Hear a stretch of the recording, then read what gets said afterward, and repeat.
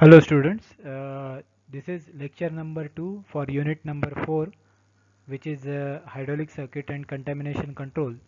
And in this particular lecture we will study about hydraulic circuit using pressure control valves.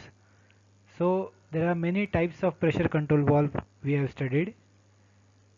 Some of them are unloading valve, sequence valve, counterbalance valve, brake valve, and simple pressure relief valve. So all these are types which we have studied. Then in this lecture we shall study that how these valves are used in the practical circuit or as an application.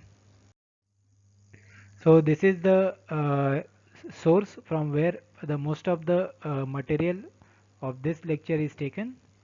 You can go and refer to that. And the declaration is that this video is a part of a classroom teaching and not having any commercial use. So let us study this circuit. This circuit will show you the application of this unloading valve. So you can see that this is a hydraulic press, and this actuator is governed by two different pumps. One is low pressure high flow pump and another one is high pressure low flow pump. So whenever the actuator has to move towards the job, then the actuator is not under any resistance. That means that particular movement of the actuator towards the job has to be completed as fast as possible. So as for that you need a better velocity for the actuator. That means you need a high flow pump. So under that situation this low pressure high flow pump will supply, and when the actual pressing operation will start, at that time you require more pressure than more velocity for the actuator, and at that particular time this high pressure and low flow pump will supply.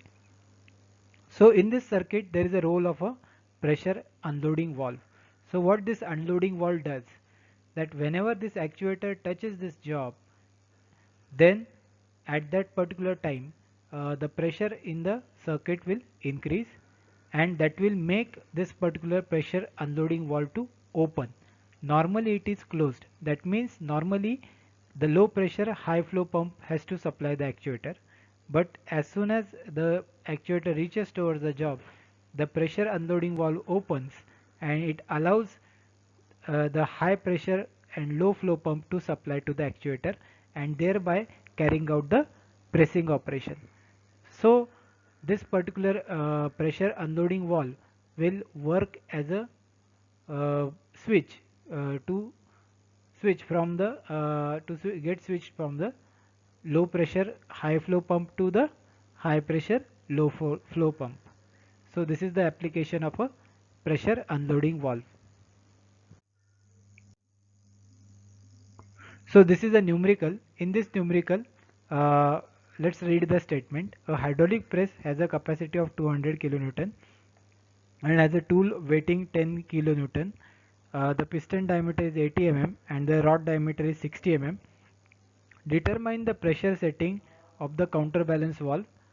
Secondly, we need to find the oil supply pressure to provide the rated capacity. Third, if the center valve is used with the pilot of input ratio of 2s to 1 and the pressure is 46.43 bar, to balance the total weight instead of counterbalance valve, what is the supply pressure of oil required to give the rated capacity? That means we need to first we need to assume the circuit with counterbalance valve and without counterbalance valve. So this circuit will show you the application without counterbalance valve, and this is with counterbalance valve. So here you can see that the pump is supplying and the counterbalance valve is located at the rod end side of the actuator. So how to solve this numerical?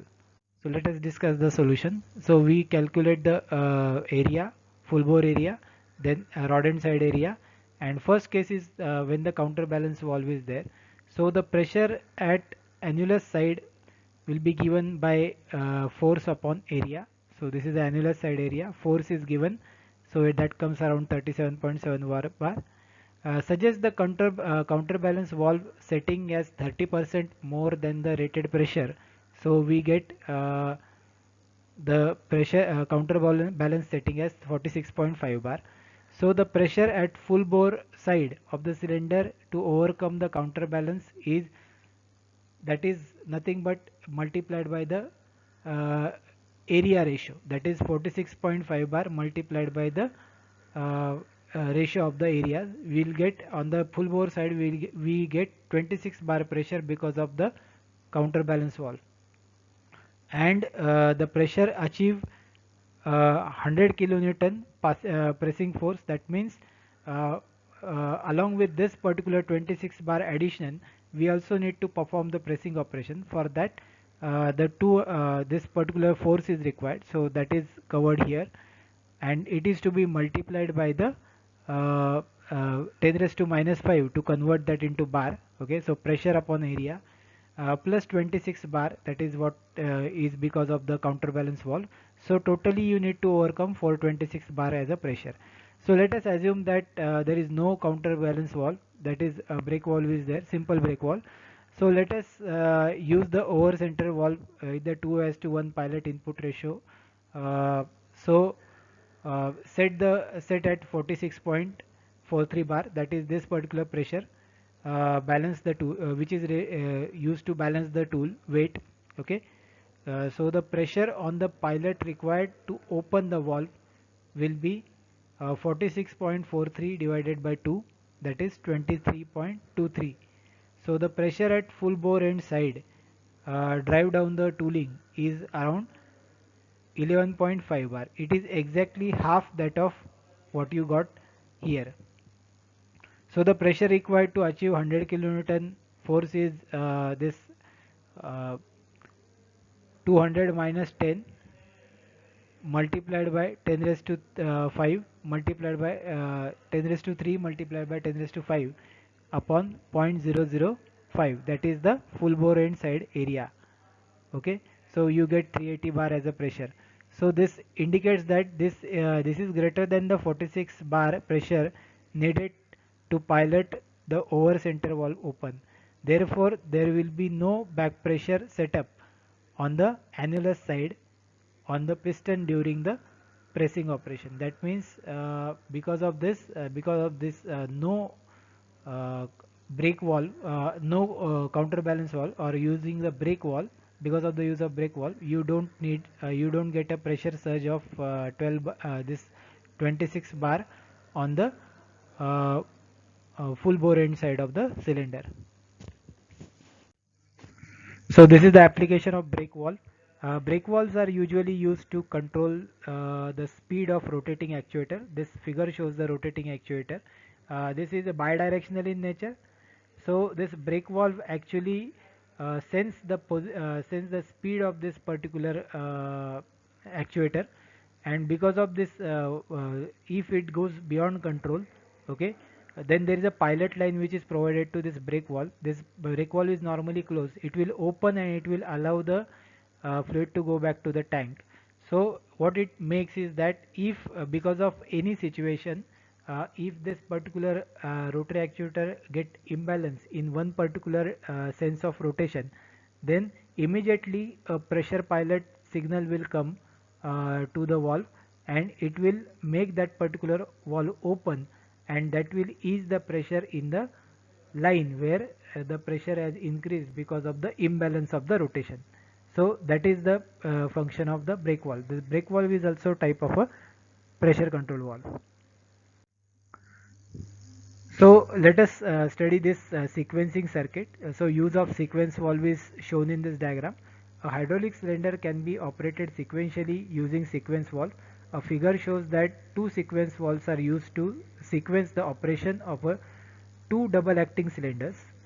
When direction control valve is actuated to its right envelope mode, the bending cylinder B retracts fully, and then clamping cylinder A retracts. That means unclamping operation carries out when this is shifted to the right hand side position. When the sequence of a cylinder is controlled by sequence valve, that means how this sequence is controlled using sequence valve. So the cylinder A used to clamp the cylinder, and cylinder B is a drilling cylinder. So let's just say cylinder A extends and clamps the workpiece, then cylinder B extends to drive the spindle into the hole. So the cylinder B retracts the drill spindle, and then cylinder A retracts to release the workpiece for the removal. That means first this clamping cylinder operates, then this bending cylinder will operate, then this bending cylinder will retract, and then clamping cylinder will retract. So this operation is carried out by using this two sequence valves which are shown in the circuit.